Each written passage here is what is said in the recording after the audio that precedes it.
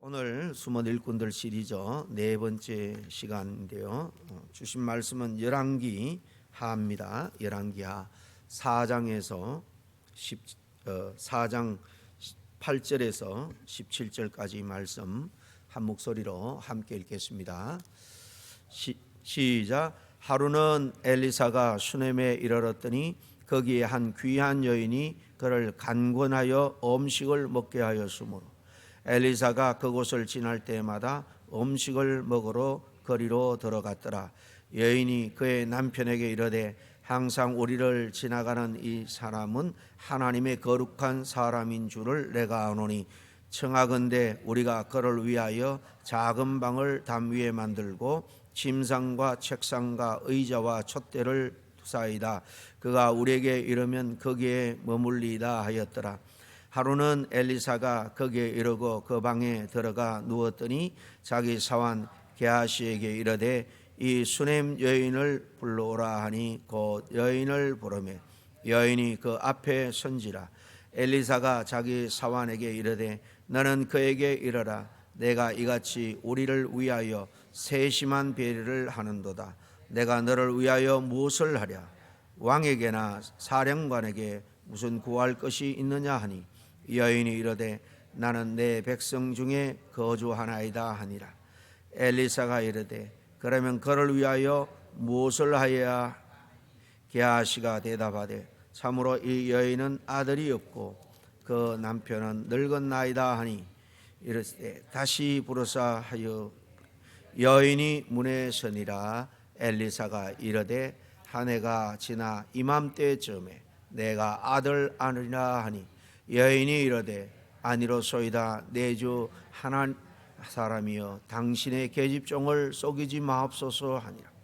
여인이 과연 잉태하여 한 해가 지나 이때쯤에 엘리사가 여인에게 말한 대로 아들을 낳았더라. 아멘. 오늘 네 번째 시간 주인공은 바로 선지자 엘리사를 이렇게 세밀한 배려로 섬긴 수넴 여인입니다. 이 수넴 여인이라는 것은 이름이 수넴이 아니고 이 수넴은 그녀가 살고 있는 지역 이름이에요.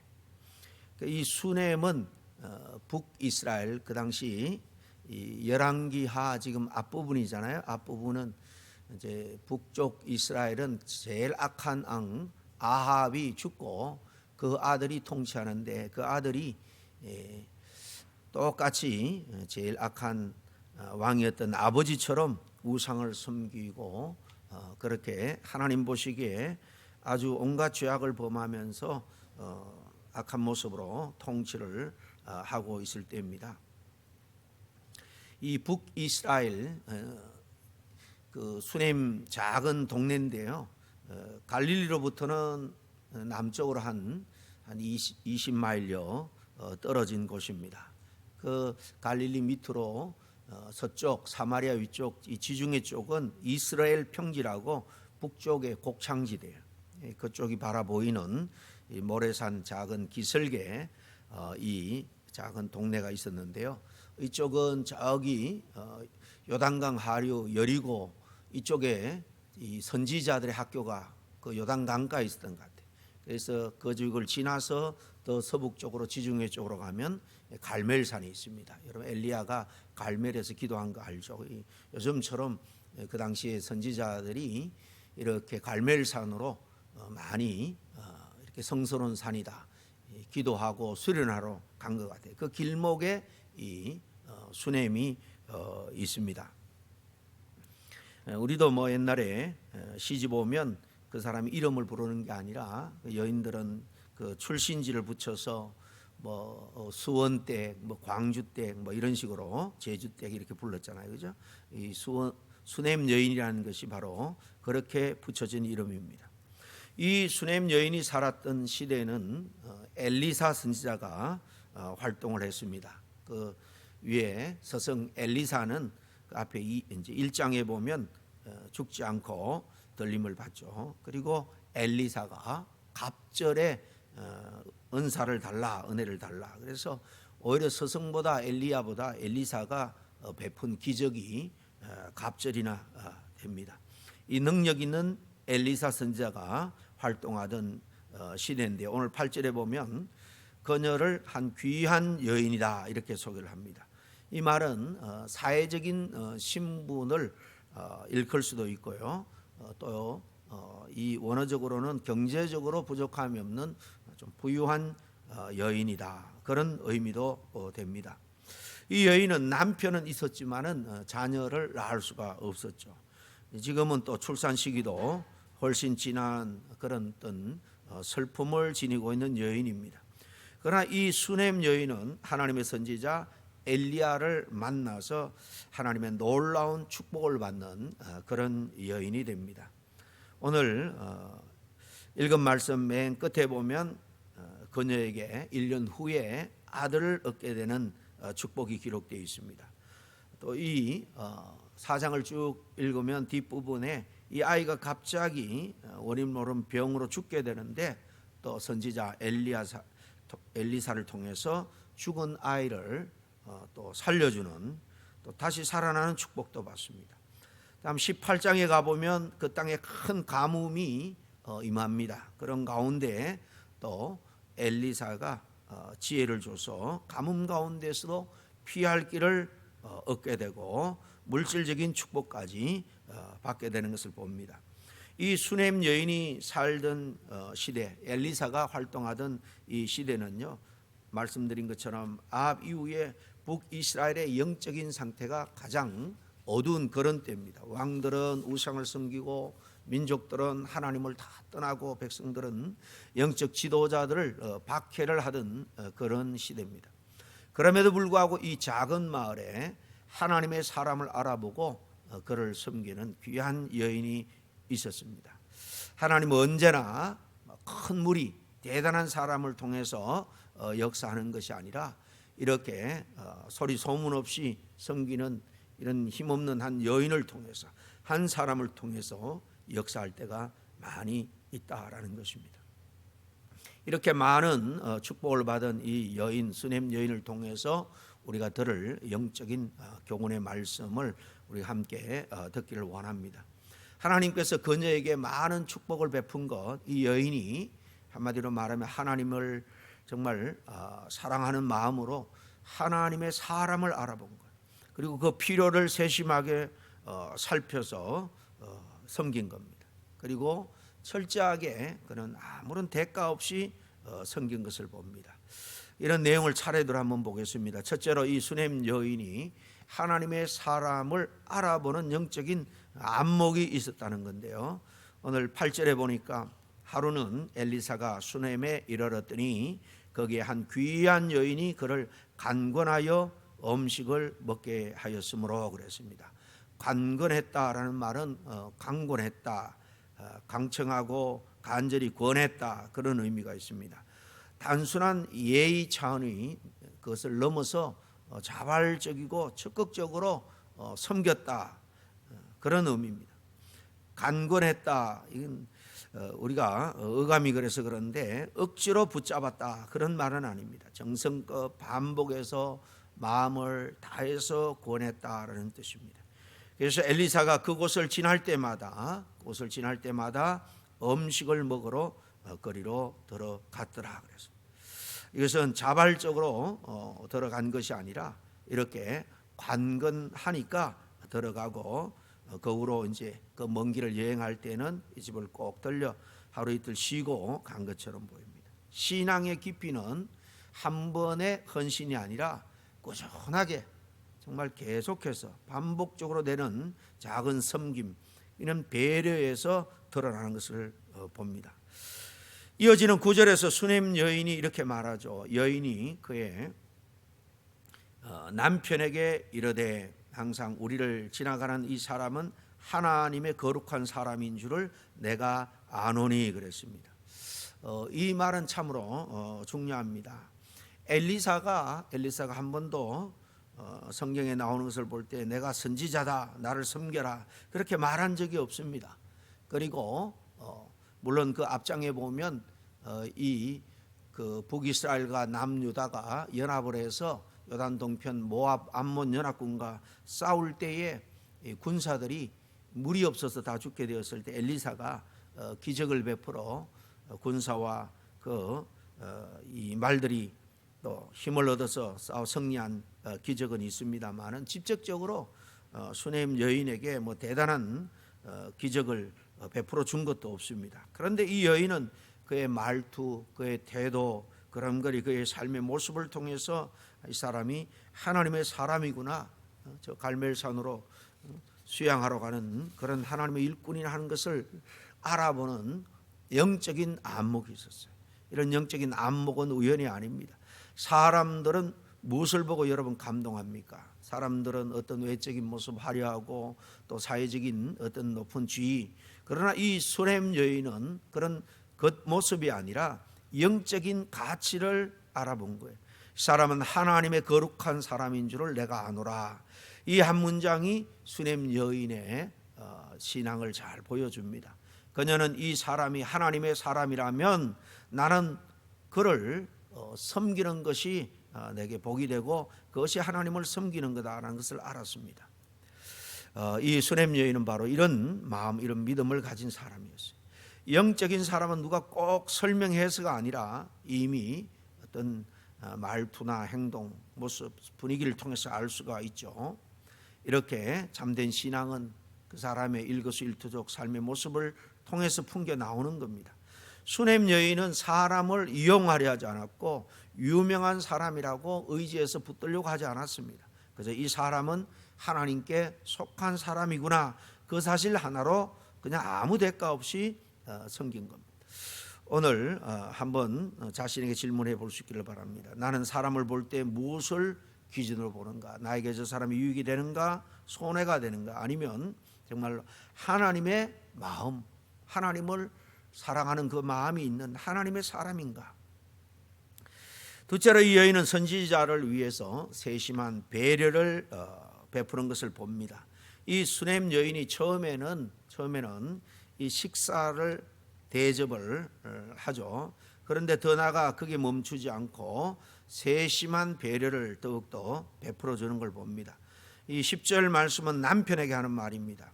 청하건대 우리가 그를 위해서 작은 방을 담 위에 만들고 침상과 책상과 의자와 촛대를 두사이다. 그가 우리에게 이러면 거기에 머물리다 하였더라 그랬습니다. 여기 중요한 단어는 이 작은 방입니다. 일부러 하나 방을 만들자라고 표현한 게 아니고 이 작은 방이라고 되어 있습니다. 대단한 게 아니라는 겁니다. 무슨 궁궐이나 별장이나 별채도 아닙니다. 작은 방입니다. 엘리야도 그렇고 이렇게 갈멜산에 자주 오가게 되는데 이 동네에서 아마 여기저기 머물 것을 보고 이 수넴 여인은 자기 집에 이 선지자가 머물 작은 방을 하나 준비해 주자라는 것입니다. 잠시 쉬고 갈 작은 방을 준비해 주자고 하는데요. 그 방에는 작지만은 필요한 것들을 다 이렇게 구비를 합니다. 이 보니까 잠잘 침상도 또 말씀을 묵상할 책상도 그리고 쉴만한 의자, 촛불을 밝힐 그런 등대도 만듭니다. 선지자가 머물 때 필요한 것들이죠. 침상은 지친 몸과 영혼을 잠시 회복시킬 수 있는 자리가 될 겁니다. 의자는 말씀을 묵상하며 사명을 새길 수 있는 그런 기도의 자리가 되고요. 책상은 말씀을 연구하고 또 가르칠 준비를 하는 자리가 되고, 이 촛대, 이 등은 밤에도 말씀을 연구하고 기도할 수 있는 빛을 비춰주죠. 여인은 선지자에게 반드시 필요한 도구가 뭔가 하는 것을 정확하게 알고 준비한 겁니다. 그것은 바로 세밀한 배려에서 오늘 나온 말씀처럼 세밀한 이 배려로 이 선지자를 섬겼다라는 것을 알 수 있습니다. 세심하고 정확하고 상대방 중심적인 섬김이에요.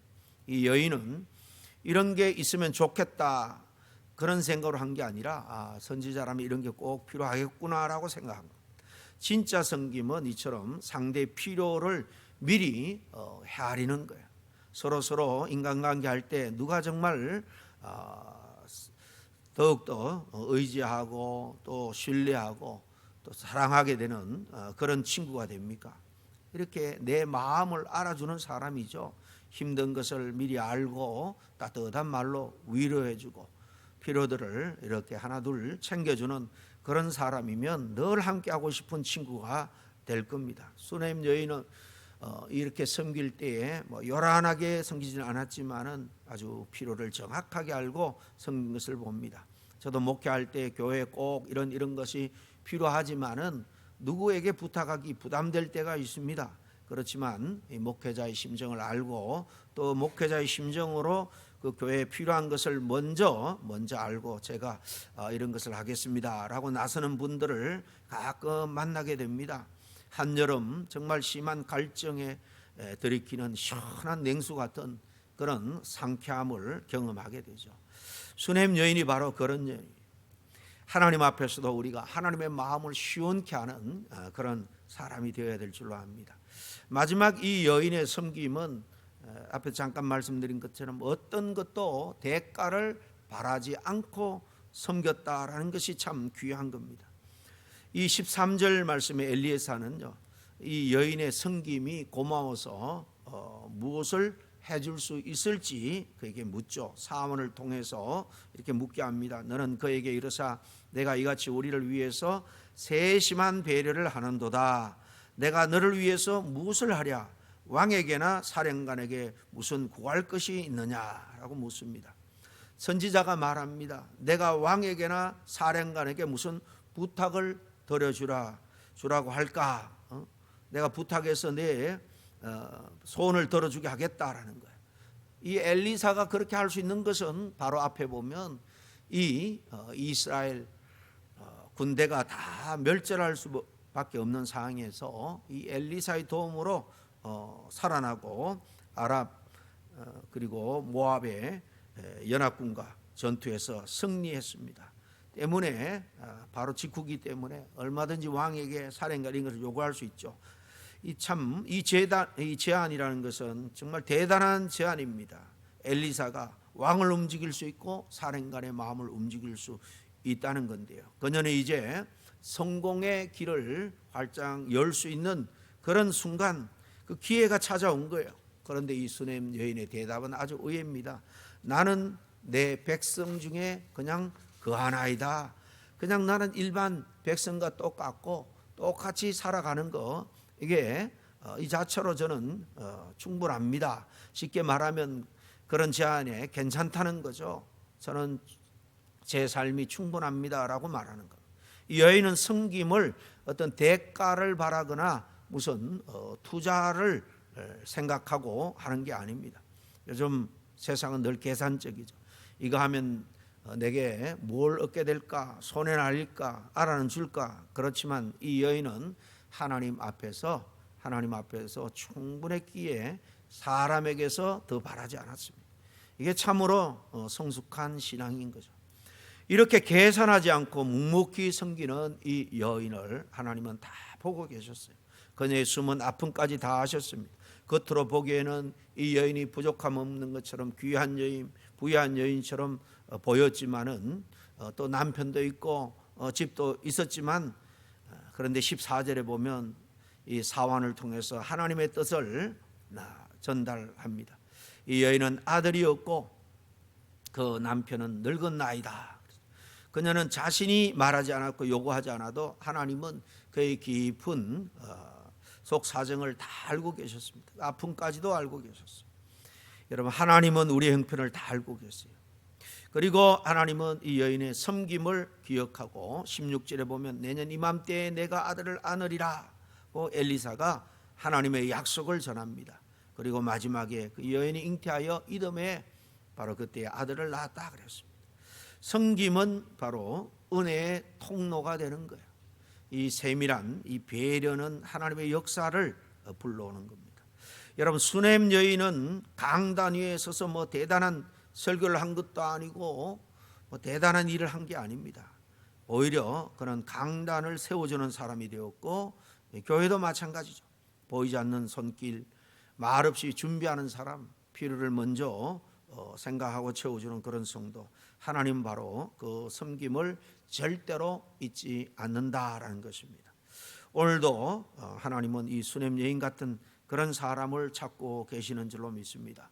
작지만은 진심으로 조용하지만은 정확하게 대가 없이 그렇게 하나님의 나라와 교회를 위해서 섬기는 사람, 그런 사람의 삶에 하나님은 반드시 약속의 열매를 이렇게 안겨주시는 겁니다. 우리 모두가 세심하게 배려하고 섬기는 이 수넴 여인의 신앙을 오늘 새해에는 더욱더 닮아갈 수 있는 저와 여러분 다 될 수 있기를 간절히 축원합니다. 기도하겠습니다.